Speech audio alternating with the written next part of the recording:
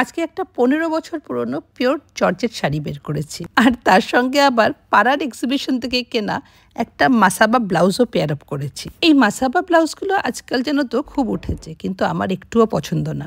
খুবই সস্তায় শখ করে একটা কিনেছিলাম, এই প্রথম পড়লাম। আরে কোথায় যাচ্ছি তো বলা হয়নি। যাচ্ছি পূর্বার জন্মদিন সেলিব্রেট করতে। পূর্বার জন্মদিন হয়ে গেছে সে কবে, তার একটা ভিডিও পোস্ট করেছিলাম, তবে আমাদের গ্রুপের সেলিব্রেশনটা বাকি ছিল। আজকে একটা 15 বছর পুরনো পিওর জর্জেট শাড়ি বের করেছি, আর তার সঙ্গে আবার পাড়ার এক্সিবিশন থেকে কেনা একটা মাসাবা ব্লাউজও পেয়ার আপ করেছি। এই মাসাবা ব্লাউজগুলো আজকাল যেন তো খুব উঠেছে, কিন্তু আমার একটুও পছন্দ না। খুবই সস্তায় শখ করে একটা কিনেছিলাম, এই প্রথম পড়লাম। আরে কোথায় যাচ্ছি তো বলা হয়নি। যাচ্ছি পূর্বার জন্মদিন সেলিব্রেট করতে। পূর্বার জন্মদিন হয়ে গেছে সে কবে, তার একটা ভিডিও পোস্ট করেছিলাম, তবে আমাদের গ্রুপের সেলিব্রেশনটা বাকি ছিল। Hello and welcome to my new blog. বন্ধুরা, কেমন আছো তোমরা? আশা করছি তোমরা সকলে খুব খুব খুব ভালো আছো। সময়ের অভাবে বেশি দূরে কোথাও যাব না, তাই ডিসাইড করা হলো আমরা নিউ টাউনের প্রাইড হোটেলের স্কাই লাউঞ্জ গ্লুকে যাব। পুজো কাছাকাছি এসে গেছে, আর এখন সবাই কিন্তু একটু ব্যস্ত হয়ে পড়েছে। আর কিছুদিন পর এত ভিড় হবে, এদিক ওদিক করাই মুশকিল। এখনই ট্রাফিক অনেকটাই স্লো হয়ে গেছে, আর কিছুদিন পরে মধুদ্বীপ বা শুক্লার লেকটাউন থেকে সল্টলেক আসা অলমোস্ট ইম্পসিবল হয়ে যাবে। তাছাড়া আমাদের অনা এবার রিহার্সাল নিয়ে ব্যস্ত, আর বুয়ের কথা তো ছেড়েই দাও, বু তো এবার আসতেই পারলো না। বরুণদাকে ছেড়ে এখন ওর পক্ষে বেরোনো খুব ডিফিকাল্ট। তাছাড়া ওর নিজের শরীরটাও ভালো নেই। তবে আজকে গ্লুকে ঢুকে দেখলাম জায়গাটা আমাদের মনের মতন কিন্তু হয়নি।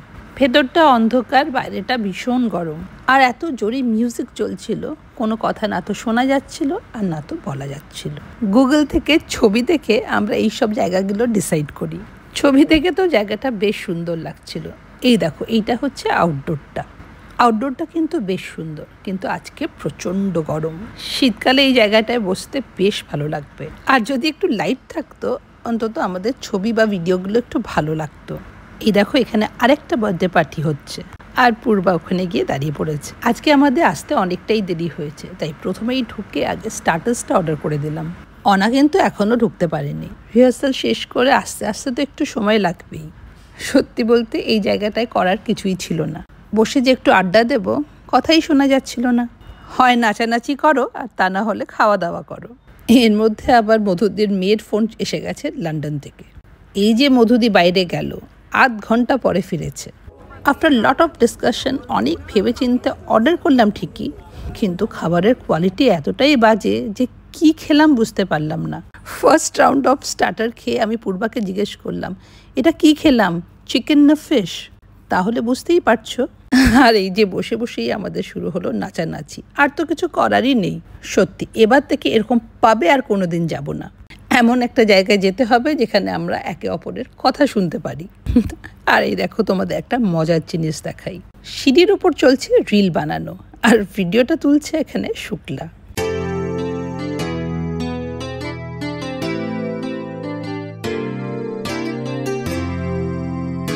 আর এবার হয়ে গেছে রোল রিভার্সাল। ক্যামেরার সামনে আর পেছনের ক্যারেক্টারের রোল রিভার্সাল।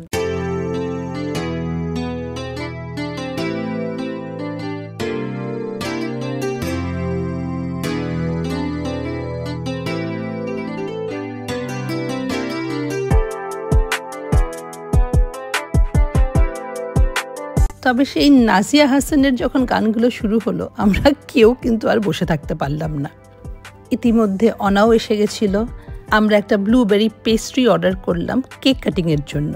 বার্থডে তো আগেই হয়ে গেছে, this cake cutting is symbolic.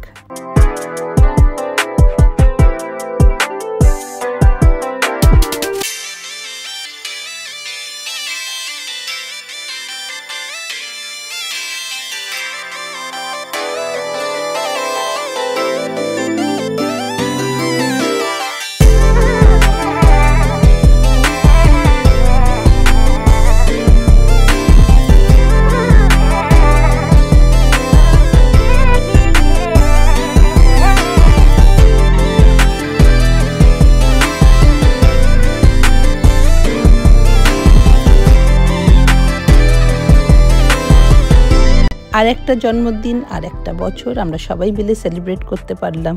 তবে বুকে ছাড়া আজকে একটু ইনকমপ্লিট লাগছিল। এটা হচ্ছে পরের দিনের ভিডিও। সন্ধে হয়ে গেছে, একটু অন্ধকার, তাই মিঠুকে নিয়ে যাচ্ছি রিক্সা স্ট্যান্ডে। মিঠু দেখলাম নিচে বসেছিল, ওকে নিয়ে চলে এলাম। কোথায় যাচ্ছি? যাচ্ছি খুশির বাড়ি।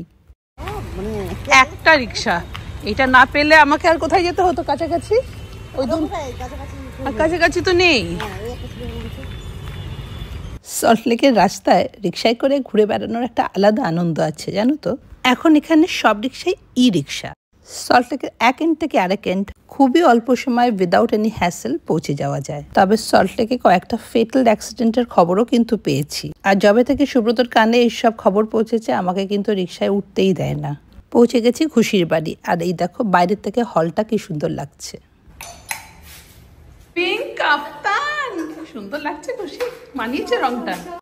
আর এই দেখো কে অলরেডি এসে হাজির। কি ব্যাপার ঠিক বুঝতে পারছি না, রোজই দেখছি একটা নতুন সালোয়ার কামিজ পরছে, আজকে আবার একটা কাঁথা স্টেচ। বলল শান্তিনিকেতনের সোনাঝুরি মেলা থেকে কিনেছিল। সে ক বছর আগে নাকি কিনেছিল, এখন বানিয়েছে। সত্যি শান্তিনিকেতনের সোনাঝুরি মেলাটা কি ইন্টারেস্টিং। এবার শীতে খুব ইচ্ছে আছে শান্তিনিকেতনে যাবার। আমাদের অবন্তীর একটা বাড়ি আছে ওখানে। ফ্যাব ইন্ডিয়া পড়েছো? বাট ফ্যাব ইন্ডিয়া রে, দেখ কি সুন্দর লাগছে। খুশিকে খুব ফ্যাব ইন্ডিয়া মানায়। ও বাবা, ঢোকার সঙ্গে সঙ্গে খুশিকে এই শাড়িটা দিয়েছে খুশির ছেলে রিক। আমাদের আগেই বলেছিল এসে দেখে যা, আমার একটা শাড়ি প্রাপ্তি হয়েছে। আমি পাল্টে দেবো, যে রং আনেনি, তার কাছে একটু সাদাটা নেই, না না খুব সুন্দর। বাবা, এটা স্বামিতার? আচ্ছা, এটা তো দারুণ রংটা। এ মা কি হিংসুটে, দেখ বলছে মাকে বুড়ি বানিয়ে দিয়েছে। মাকে বুড়ি, মা বুড়ি হবে না। মাকে দেখছিস কোন দিক থেকে বুড়ি রে। টিকের অফিসে ওর এক বন্ধু আছে, ওর কলিগ। ওদের ফুলিয়াতে নিজেদের লুম আছে, আর সেখান থেকেই অফিসে অনেকগুলো শাড়ি নিয়ে এসেছিল। মুহূর্তের মধ্যেই নাকি সব বিক্রি হয়ে গেছে।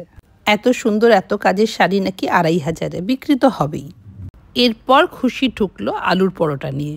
দুটো আলুর পরোটা, তার মধ্যে আবার মাখন, আর সঙ্গে দিয়েছে মিষ্টি দই। পুরো নর্থ ইন্ডিয়া আলুর পরোটার সঙ্গে টক দই খায় জানতাম। এটা মনে হচ্ছে খুশির বেঙ্গলি ভার্সন। ওই যে ওই ব্যাগটা দেখছো, ওটার মধ্যে রয়েছে আমার শাড়িগুলো। এগুলোই আজকে নিতে এসেছি। ফলস লাগানো কমপ্লিট। এগুলো সব ফলস হয়ে গেছে। একটা, দুটো, তিনটে, চারটে, পাঁচটা আছে এখানে। আর এইটা দিয়ে যাচ্ছি। হ্যাঁ, আচ্ছা, আমাদের না শাড়ি দেখা হলো।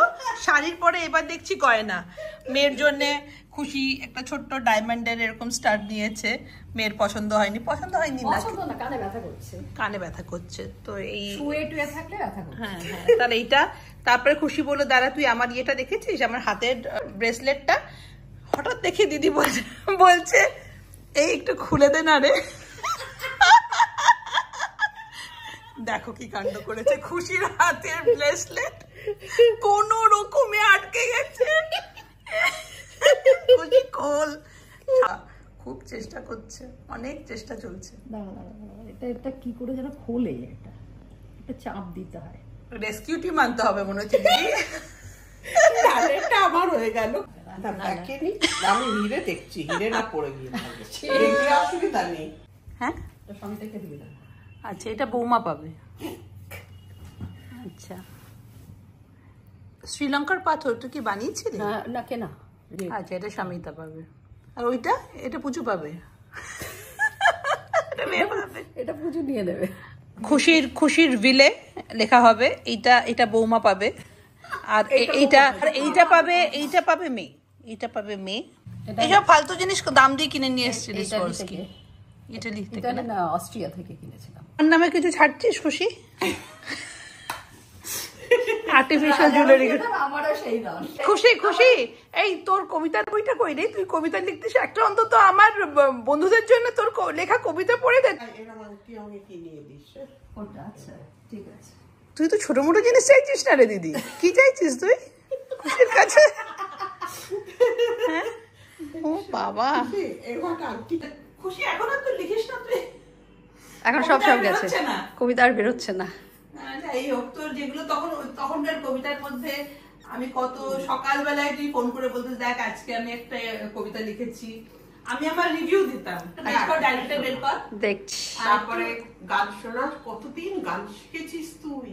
গান শেখা তো খুশি, গান শিখিয়ে তারপরে আমাদেরকে কত খাওয়াতো বল, গানের ওই টিউশনের পয়সা দিয়ে ঘুগনি খাওয়াতে, ঘুগনি খাওয়াতে নিয়ে যেত, গিফটও কত দিত। হ্যাঁ ছোট ছোট, তখন ওই জিনিসগুলোর কত ভ্যালু, খুশি।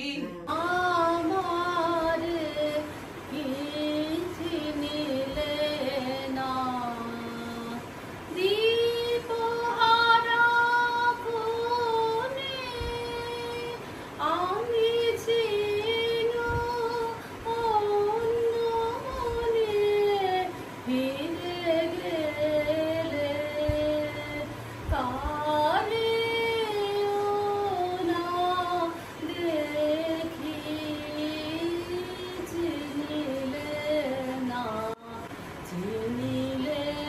না আমার কি চিনিলে না দাঁড়ে এসে গেলে ভুলি। খুশিকে গান গাইতে বললে খুশি আজকাল একদমই গাইতে চায় না, কতদিন কোনো রেয়াজ নেই। তবে আজকে খুবই নস্টালজিক লাগছিল। আগে বাড়ির সব ফাংশনে খুশিকে বলা হতো গান গাইতে, আর খুশি কিন্তু হ্যাপিলি গান গাইতো। যাই হোক, আজকে গানের পরে খুশিকে আমি জোর করেই খুশিকে দিয়ে খুশির গানের ডায়েরিটা বের করালাম। বৃষ্টি ভেজা এক স্বপ্ন, আস্বাদের সোদা গন্ধ, ফিরে ফিরে আসে যযাতি বিভ্রম গন্ধ মুদিরায়, সময়ের বহুগমিতায় হারিয়ে ফিরে পাওয়া এক অন্তিম অন্বেষ, অনুচ্চারিত শব্দ ভিজতে থাকে মেঘদূতবিহীন নিয়ামন্নায়। আহা হা হা হা হা। খুশি ফ্যানটা অফ করে বল। কবিতাটার নাম হচ্ছে এখনই বৃষ্টি। বৃষ্টি ভেজা এক স্বপ্ন, আস্বাদের সোদা গন্ধ, ফিরে ফিরে আসে যযাতি বিভ্রম গন্ধ মদিরায়, সময়ের বহুগামিতায় হারিয়ে ফিরে পাওয়া এক অন্তিম অন্বেষ, অনুচ্চারিত শব্দ ভিজতে থাকে মেঘদূতবিহীন মীরামল্লারে। আহা, খুব সুন্দর। আর একটা পর খুশি, মানেটা বুঝলি তো? হ্যাঁ বুঝেছি, মেঘমল্লার বৃষ্টিতে ভেজা পাখি। উনুবনে মুক্ত ঝরালি খুশি। ওরে বাবা, এটা ভালো দিয়েছে। দিদি তোর জন্য একটা সিম্পল বের করেছে, বলে একটা সিম্পল শোনাই। কবিতাটার নাম হচ্ছে আসবে স্বপ্নে। হয়তো কবিতা আসবে স্বপ্নে, ঘুম পাড়ানি এক্কা দোক্কা তিনটে শালিক রান্নাঘরের চালে। হয়তো কবিতা আসবে স্বপ্নে, হঠাৎ কখন বোধন হয়ে গেছে শরীর জুড়ে মাদল সুরপঞ্চমে। হয়তো কবিতা আসবে স্বপ্নে, নীল প্রতীক্ষায় প্রহর গুণে ক্লান্ত নিশীথ দিক চক্রবালে।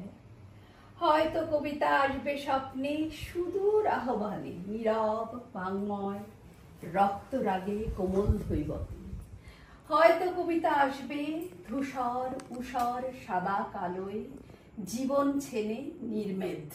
অন দিস বিউটিফুল নোট আজকের ব্লগটা আমি এখানেই শেষ করব। কবিতা আমাদের জীবনে যেন এরকমই আসতে থাকুক, এক্কা দুক্কা। বন্ধুরা, তোমাদের সঙ্গে দেখা হবে আবার একটা নতুন ব্লগে। Till then, bye bye and take care.